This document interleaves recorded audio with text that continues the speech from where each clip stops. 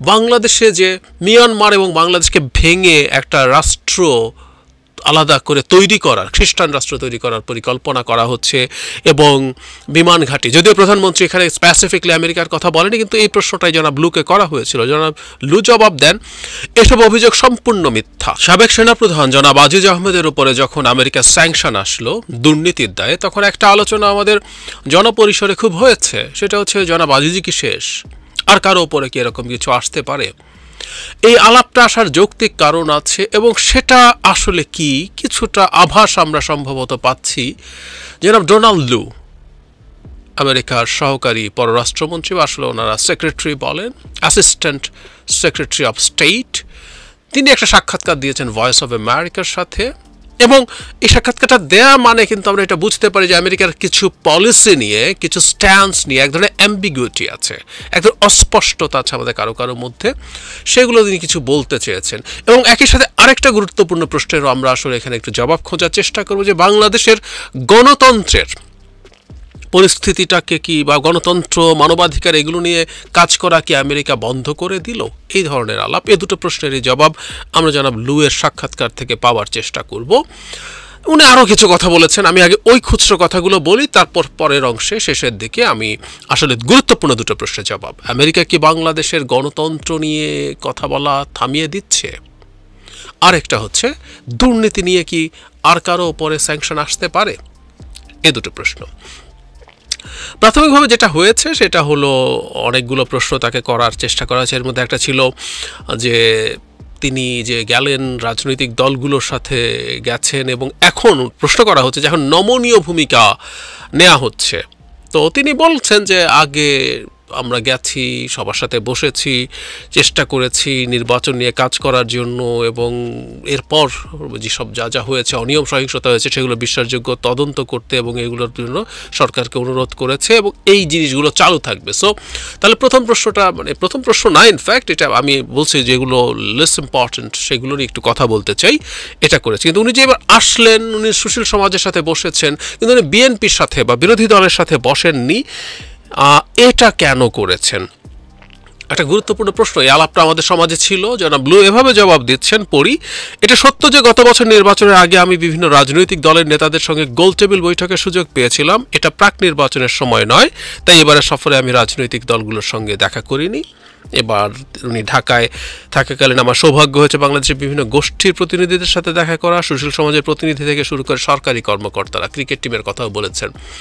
আসলে উনি আওয়ামী লীগের সাথেও আসলে বসেননি, তাই না? উনি আসলে বসেছেন সরকারের সাথে, সরকারের বিভিন্ন পর্যায়ের মানুষজনের সাথে, এবং উনি বলছেন এটা নির্বাচনের আগের সময়ে না বলে উনি বিএনপির সাথে বসেননি। যদিও আমরা এটাকে তারপর এক ধরনের সিগন্যাল হিসেবে দেখতে পারি, কারণ এর আগে নির্বাচনের পরই আফরিন আক্তার, তার যিনি জুনিয়র, যিনি বাংলাদেশের ডেস্ক দেখাশোনা করেন, তিনি এসেছিলেন এবং তিনি বিএনপির সাথে কিন্তু বসেছিলেন, দেখা করেছিলেন। তার সাথে আরেকজনও ছিলেন, প্রধান মানে যেন বাইডেনের উপদেষ্টা আইলেন লাবাখা। এরপর কি কি করছেন না করছেন দুর্নীতি নিয়ে, সেগুলো নিয়ে আবারও বলছি, একটু পরে বলছি। সেটা হলো বাংলাদেশে যে মিয়ানমার এবং বাংলাদেশকে ভেঙে একটা রাষ্ট্র আলাদা করে তৈরি করার, খ্রিস্টান রাষ্ট্র তৈরি করার পরিকল্পনা করা হচ্ছে এবং বিমান ঘাঁটি, যদিও প্রধানমন্ত্রী এখানে স্পেসিফিকলি আমেরিকার কথা বলেনি, কিন্তু এই প্রশ্নটাই জনাব লুকে করা হয়েছিল। জনাব লু জবাব দেন, এসব অভিযোগ সম্পূর্ণ মিথ্যা। আমরা বাংলাদেশের সার্বভৌমত্বকে সম্মান করি। নির্বাচনের সময় আমাদের অগ্রাধিকার ছিল শান্তিপূর্ণভাবে পরিচালিত অবাধ ও সুষ্ঠু নির্বাচনকে সমর্থন করার জন্য বাংলাদেশের সাথে কাজ করা।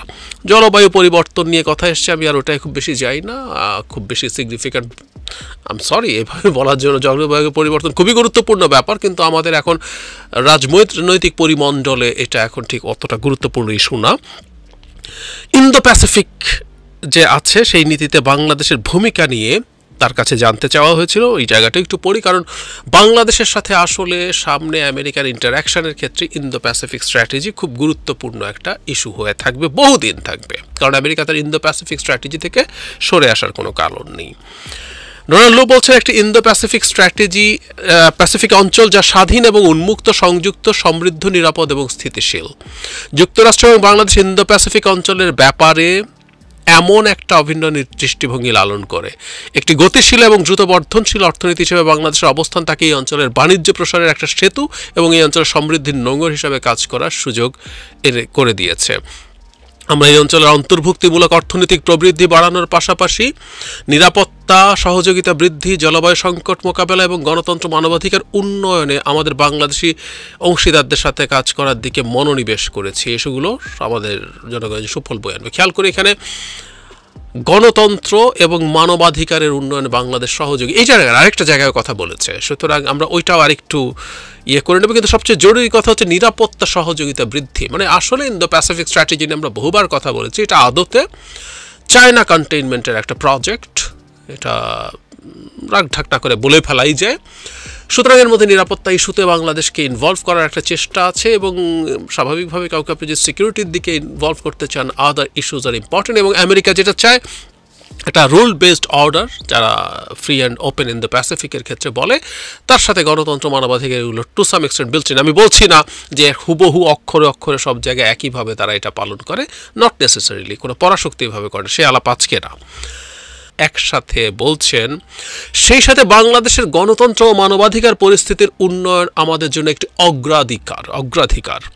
আমরা সুশীল সমাজ ও সাংবাদিকদের গুরুত্বপূর্ণ কাজকে সমর্থন করে যাবে এবং বিশ্বের বিভিন্ন দেশের মতো বাংলাদেশের গণতান্ত্রিক প্রক্রিয়া ও প্রতিষ্ঠানগুলোর পক্ষে সমর্থন অব্যাহত রাখব। তার মানে খেয়াল করে লিডিং প্রশ্ন করা হয়েছিল, প্রশ্নটা করা দরকারই ছিল, কারণ এটা নিয়ে এক ধরনের অস্পষ্টতা আছে এবং আওয়ামী লীগের লোকজন এই ধরনের কথাবার্তা বলার চেষ্টা করেছে যে আমেরিকা নির্বাচনের আগে যে ধরনের অ্যাটিটিউড দেখিয়েছিল, যা যা করেছিল, সেটা থেকে তারা পুরোপুরি সরে এসছে। আমি যেটা আবারও পড়ি, বাংলাদেশের গণতন্ত্র ও মানবাধিকার পরিস্থিতির উন্নয়ন আমাদের জন্য একটি অগ্রাধিকার। আমরা সুশীল সমাজ ও সাংবাদিকদের গুরুত্বপূর্ণ কাজকে সমর্থন করে যাব এবং বিশ্বের বিভিন্ন দেশের মতো বাংলাদেশেও গণতান্ত্রিক প্রক্রিয়া ও প্রতিষ্ঠানগুলোর পক্ষে সমর্থন অব্যাহত রাখব। আমরা খেয়াল করেছি একটু আগে যখন পড়েছি, যখন ইন্দো প্যাসিফিক নিয়ে তিনি জবাব দিচ্ছিলেন, সেখানেও কমনলি ইন্দো প্যাসিফিক স্ট্র্যাটেজির মধ্যে বিল্ট ইন ডেমোক্রেসি এবং হিউম্যান রাইটসের কথা আছে, সেটা উনি স্মরণ করিয়ে দিয়েছেন। এবার যে জায়গাটা নিয়ে কথা বলছিলাম, দুর্নীতি নিয়ে, এখানে দুর্নীতি নিয়ে বাংলাদেশের সাথে একসাথে কাজ করার কথা বলা হচ্ছে। সাবেক সেনা প্রধানের বিরুদ্ধে যে স্যাংশন, সেটা দুর্নীতির একটা, মানে এই যে কাজ করবেন বলছি, সেটার একটা পার্ট কিনা, এবং এই ইস্যুগুলো সমাধানের ব্যাপারে সরকার যা করছে তাতে আপনি সন্তুষ্ট কিনা, সরকারের সদিচ্ছা আছে কিনা, সেটার ব্যাপারে এই জায়গাটা আমি পুরো পড়তে চাই। যেন ব্লু বলছেন, আমি যখন আলবেনিয়া এবং কিরগিজ প্রজাতন্ত্রের রাষ্ট্রদূত ছিলাম, আমরা দুর্নীতিবাজ কর্মকর্তাদের বিরুদ্ধে নিষেধাজ্ঞা দিয়েছিলাম। এটি তখনকার সরকারের কাছে জনপ্রিয় ছিল না, মানে আলবেনিয়া সরকারের কাছে, কিন্তু এখন সেই নিষেধাজ্ঞা প্রাপ্ত সাবেক দুর্নীতিবাজ কর্মকর্তারা সবাই কারাগারে। সারা বিশ্বের সমাজ দুর্নীতির বিচার দেখতে আগ্রহী। আমরা দুর্নীতির বিরুদ্ধে লড়াই করার জন্য বাংলাদেশের সাথে কাজ করতে প্রতিশ্রুতিবদ্ধ এবং 20 মে আমরা 7031 সি অধীনে সাবেক জেনারেল আজিজকে যে স্যাংশন দিয়েছে সেটার কথা বললেন। দুর্নীতির এই অভিযোগগুলোর ব্যাপারে পূর্ণাঙ্গ তদন্ত করা হবে বলে বাংলাদেশ সরকারের মন্ত্রীরা বিবৃতি দিয়েছেন। আমরা ব্যাপারটি স্বাগত জানাই। এই জায়গাটা মনে রাখি, তারা যে বিবৃতি দিয়েছেন তদন্ত করা হবে, সেটাকে তারা স্বাগত জানাচ্ছেন বলছেন। তারপর প্রশ্ন করছেন, আমরা কি অদূর ভবিষ্যতে অন্যান্য উচ্চ প্রোফাইলের বাংলাদেশি নাগরিকের ওপরও দুর্নীতির সাথে সম্পর্কিত এই ধরনের নিষেধাজ্ঞা আরোপের বিষয়টি দেখতে পাবো?